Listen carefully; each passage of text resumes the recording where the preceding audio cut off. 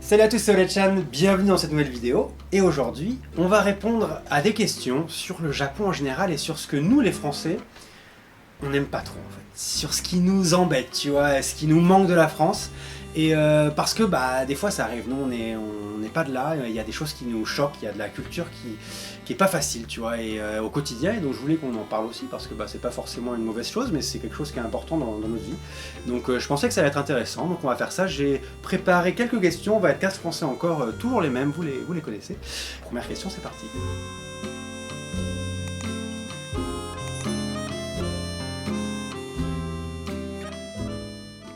C'est une question très intéressante. Est-ce que je peux dire plus d'une chose?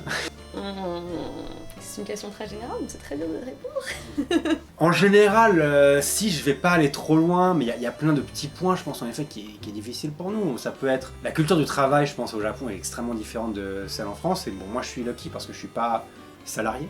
Mais c'est vrai que d'être salarié au Japon, moi je vois à Cotigny par exemple, c'est très très difficile. Et un autre truc, il y en a beaucoup. On va tous les dire.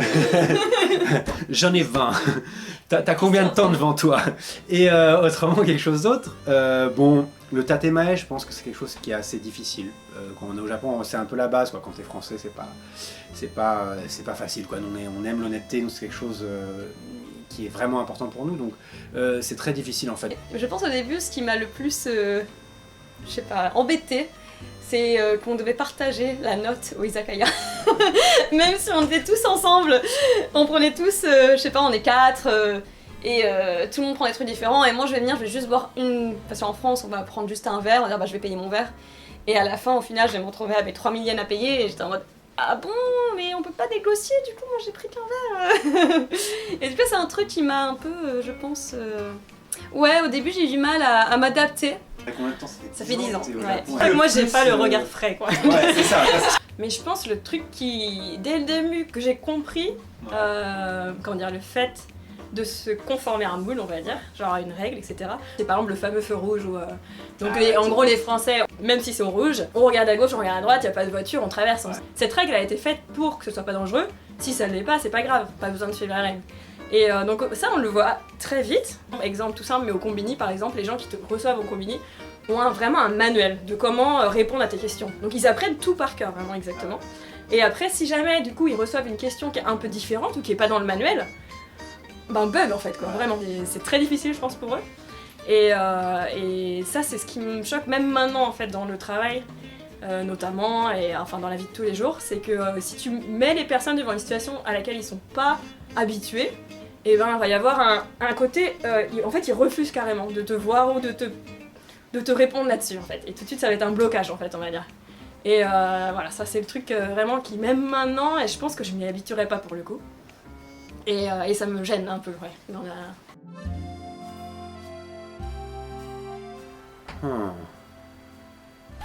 Genre, je suis étonné de la question. Oh. Oh. Bonne question. Les hommes partis. Ça c'est un truc qui me manque le plus peut-être. C'est vrai qu'au Japon, peut-être parce que les appartements sont plus petits, qu'il y a aussi cette histoire de entre les voisins on va pas faire trop de bruit, il faut faire attention aux autres, qui est très bien d'ailleurs. En France on s'en fout un peu plus. Et du coup on fait beaucoup de parties en France et c'est très convivial parce que tout le monde invite d'autres amis et tu rencontres des gens comme ça, tu vas te faire des amis beaucoup plus facilement et puis je sais pas, il y a une ambiance conviviale, voilà.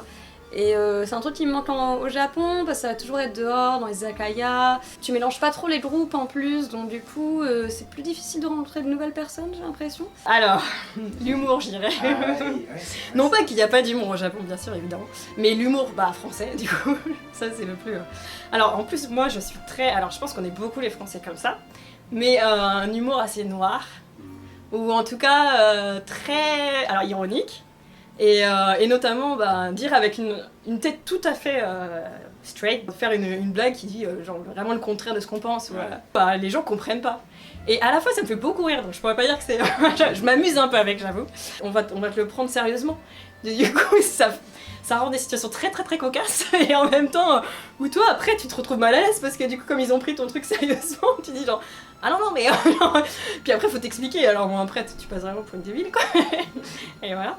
Mais ouais, du coup l'humour et le fait aussi de justement en France dans n'importe quelle situation tu vas utiliser l'humour quoi, donc au travail, enfin dans des situations très très sérieuses, même limite à la banque, tu fais une petite blague, tu vois que si la personne elle réagit bien, bah justement tu vas mettre une petite relation d'un petit peu de voilà, on s'entend bien et tout quoi. Mais bah ici du coup je tenterai pas déjà, clairement. Avant de continuer, un petit message du sponsor de cette vidéo, Lingoda. Lingoda est une école de langue en ligne qui a un concept très unique. Donc je sais que beaucoup des viewers ici apprennent une langue ou ont envie d'apprendre une langue parce que vous êtes intéressés par l'international. Du coup, je suis sûr que ça va vous intéresser. En fait, le concept de Lingoda, c'est d'avoir des cours intensifs pendant 3 mois, 30 cours par mois. Ça va vous permettre d'atteindre vos objectifs de langue super rapidement. Et si vous ne ratez aucun cours, vous êtes remboursé à 100%. Et si vous êtes présent seulement à la moitié des cours, 15 cours par mois, vous êtes remboursé à 50%. Et c'est fou. Moi je trouve ça fou. Enfin, surtout que j'adore le concept de plus tu apprends, plus tu es présent, moins c'est cher en fait. Et donc ça devrait être super motivant, c'est un super challenge. En plus 30 cours par mois pendant 3 mois, t'es sûr en plus de faire des super progrès. Du coup moi j'ai testé, donc c'était super sympa, c'était super simple, les profs sont super cool. C'est des petits groupes de 5 personnes, et moi j'adore cet équilibre, parce que pour être honnête, si je suis tout seul avec le professeur, des fois je suis pas à l'aise, je peux être un peu timide, je peux être un peu stressé, alors que là on est 5, donc il y a une petite ambiance de cours en fait de classe qui est vachement cool, et c'est quand même assez peu pour que le prof soit quand même attentif et s'occupe de toi. Donc moi je l'ai fait en anglais, mais il y a aussi espagnol, allemand, français et anglais business. Il n'y a pas japonais encore dispo, mais s'il y avait japonais, je suis sûr que j'aurais essayé de relever le challenge et de faire les 3 mois, parce que bah, ça a l'air assez motivant, quoi. C'est un beau challenge d'essayer en 3 mois de t'améliorer quand même vachement rapidement. Donc si ça vous intéresse, quand vous allez vous inscrire, il faut faire une avance de 49$, qui vous est bien sûr 100% remboursé si vous êtes présent à tous les cours. Et moi du coup j'ai un voucher à vous donner qui vous donne 12$ de réduction, donc surtout n'hésitez pas. Donc ça commence le 28 avril 2021, donc là le mois prochain, et il faut s'inscrire avant le 16 avril. Donc n'hésitez pas à vous inscrire si ça vous intéresse, parce qu'il y a des places limitées. Ce genre de concept, ça fait 3 ans que Lingoda le fait, et ça a été prouvé que ça marche super bien, ce que je peux comprendre. N'hésitez pas aussi à rejoindre leur Insta, il y a toujours des petites stories sympas et un peu inspirantes pour les gens qui apprennent les langues comme nous. Allez, on reprend la vidéo. C'est une question que je me pose très souvent. Très bonne question. Je pourrais me voir y vivre ici parce que j'aime beaucoup la ville, j'aime même beaucoup les gens en fait, et j'aime beaucoup la nourriture, j'aime tout ici. Surtout que moi je ne suis pas salarié, donc ça m'aide vraiment, je pense, à apprécier le Japon énormément, parce que c'est souvent un peu le point noir du Japon quand tu travailles là-bas, et moi j'ai pas ça, donc ça m'aide énormément.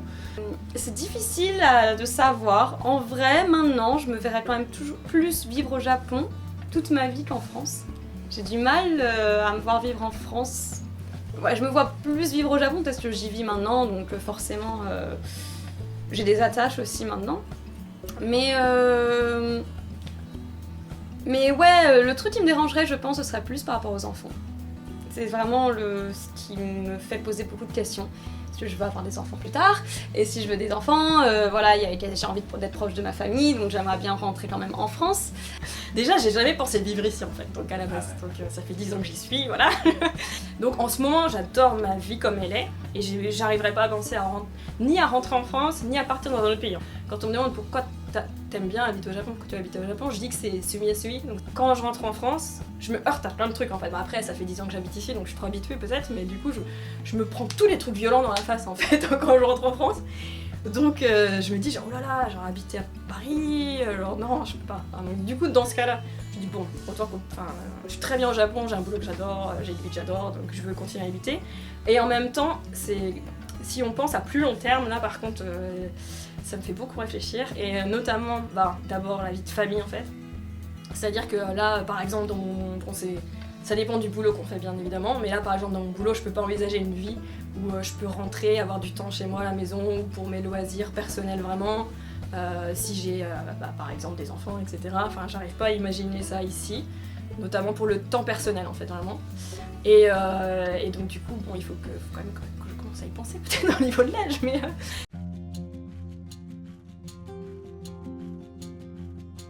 Inclus en tant que citoyen, on va dire, bien sûr. De toute façon, je ressens pas du tout de différence de traitement quand je vais faire mes courses ou quand j'utilise les transports en commun, etc. Après, quand je sors en soirée et que je rencontre des gens, pour moi, je dirais que je suis en fait l'inverse, en fait, dans le sens je me sens très inclus parce que voilà, je vais attirer l'attention juste parce que je suis un étranger, tout simplement. Et du coup, ça va toujours être assez positif. Surtout quand je vais dans un aspect où je vais rencontrer des gens, ça va faciliter le travail, quoi. Et du coup, pour moi, cet aspect-là, il est assez positif. Non, en fait, si, en vrai, au quotidien, ça va. C'est juste que je pense que petit à petit, il y a cette sensation où tu te rends compte que genre, putain, en fait, je suis un Français, quoi, au Japon. Quoi. Mais j'ai pas l'impression que c'est gênant vraiment au quotidien et c'est pas flagrant, mais j'ai l'impression que c'est un sentiment qui monte plus que tu restes au Japon. Que ouais, moi je dirais oui. Je me sens totalement incluse. Par contre, je sais très bien que je suis étrangère. Moi, j'aime bien en fait l'être en fait du coup. Donc, je me sens effectivement étrangère, considérée comme étrangère, et je trouve ça plutôt positif en fait. Bah déjà parce qu'il y a pas de... Enfin moi en tout cas de ce que j'ai vécu, j'ai pas eu de discrimination négative déjà de base. Donc même si on me considère comme étrangère, ça va plutôt être dans un sens positif, genre ouh, on va être plus gentil avec elle, on va faire attention à elle. Donc déjà, je peux rien dire là-dessus. Oui et non. C'est difficile. Plus tu parles la langue, plus tu rentres dans des groupes japonais, plus tu te rends compte que tu restes toujours un peu l'étranger quand même. Que t'as toujours cette image, moi je suis la française et c'est difficile parce que je me fais des amis ici, mais en même temps j'ai l'impression de toujours être à côté. Et c'est normal parce que la culture est différente et que c'est toujours plus difficile de discuter avec quelqu'un d'étranger qui parle pas la même langue et enfin c'est normal, mais ouais, c'est parfois difficile. Oui, c'est beaucoup plus dur. Oui, je pense. Je pense, oui. Rien que je pense la protection des salariés en fait. Enfin, quand moi je vois Kotomi des fois qui travaille 12 heures dans la journée avec 1 heure de pause. Enfin, en France, si tu fais ça, mais le patron il va en prison. Enfin, c'est fou quoi. Les salaires qui sont très bas. Tu prends jamais de vacances. Enfin, en France, on a 5 semaines de vacances payées. Que ce soit du coup, je pense évidemment le niveau horaire. Alors du coup, moi je travaille dans une boîte japonaise. Quand je suis rentrée au début, j'ai très bien vu le truc de les gens prennent pas leur congé, les gens restent jusqu'à 23h le soir. Moi j'avoue que j'ai un peu mis tout de suite mes marques en... Enfin, à 20h je finis, à 20h je pars par exemple, des choses comme ça. Et en fait, petit à petit, j'ai effectivement ce truc de me dire genre ouais, mais en même temps ils restent tous après.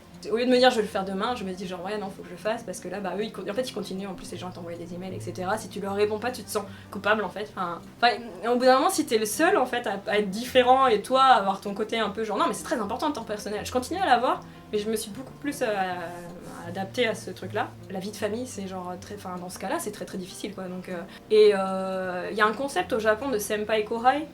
Souvent en fait t'as une relation qui se crée où ils sont un peu pas supérieurs en fait, mais ils ont une responsabilité par rapport à toi. Parfois ça crée des relations justement pas du tout égalitaires en fait, que nous en France tu te dis mais pourquoi lui il lui parle comme un chien en fait, enfin genre.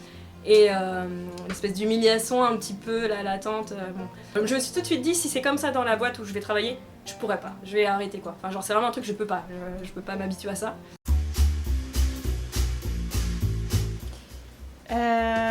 Tout me manque. La bonne charcuterie, le pain, puis le fromage. Voilà, que dire de plus. Enfin, évidemment le fromage, oui, le pain, oui, le beurre, oui. Tout ce qui est au supermarché banal en France, enfin, que ce soit le jambon, il y a du jambon au Japon, mais je sais pas, même ça, pour moi, même le bacon, le goût est différent en fait. La crème fraîche, c'est des trucs, c'est basique, mais je pense qu'en France, j'utilisais tout le temps avec de la crème fraîche, du beurre, des lardons, enfin, que je peux pas trouver le même goût en fait. Même faire des pâtes carbo au Japon, ce sera pas la même que la France, et ça me manque. Même les gâteaux apéro, les pontons, enfin, tous ces trucs-là. De moins en moins en fait, c'est terrible, mais ouais. C'est pas mal ça. Ouais, non mais vraiment en plus quoi. Du coup vraiment au début j'avais plein de trucs. Et maintenant en fait genre je rentre en France et vraiment je suis là genre qu'est-ce qui me... même les trucs genre ouais le fromage, le pain, tout ça si tu veux tu peux en trouver quand même du bon à... Après les trucs genre faciles à acheter dans les supermarchés, genre les cordons bleus ou des trucs comme ça genre. Si tu peux pas avoir genre ici purée mousseline. Il y a le natto évidemment, le classique, et mentaiko, je ne peux pas. L'ubeboshi, ça j'aime pas l'ubeboshi, mais ouais. Et puis le natto, j'arrive pas, je goûte de temps en temps encore. Tous les un mois j'essaie, tu vois, et je n'en toujours pas. Alors moi j'ai un problème avec les petits poissons. Ah, Non, j'adore la nourriture japonaise. Toi t'aimes le natto. Ah ouais, j'adore le natto, ouais, j'adore ça. J'en mange quasiment tout. En fait, j'en mange tous les jours du natto. Quand je rentre de l'école, là, j'ai j'étudie le japonais dans une école. Et quand je rentre, le premier truc que je fais, c'est que je mange du natto. J'adore ça. Mais c'est vrai qu'en règle générale, j'aime beaucoup la nourriture japonaise. Du coup, j'aurais pas trop de critiques. Bon bah voilà, c'était les petites questions pour savoir ce qu'on n'aimait pas au Japon. J'espère que ça vous a pas trop embêté qu'on dise des petites choses mauvaises en fait. Mais c'est pas si mauvais, je pense, vous avez compris, c'est pas si négatif, c'est surtout des différences de culture, c'est des choses qui nous manquent de la France. Mais voilà, je pensais que c'était intéressant de pouvoir partager avec vous sans animosité ce qui nous embête, des fois ce qui est difficile pour nous. Et si vous avez d'autres idées de ce que... tout simplement, si vous avez des choses que vous voulez savoir sur le quotidien des Français au Japon, dites-le moi en commentaire. Évidemment, abonnez-vous, il n'y a seulement que 5% des gens qui regardent mes vidéos qui sont abonnés, et ça c'est pas cool, il en faudrait beaucoup plus. Et petit pouce en l'air comme toujours, et on se retrouve très bientôt pour une nouvelle vidéo. Bye bye.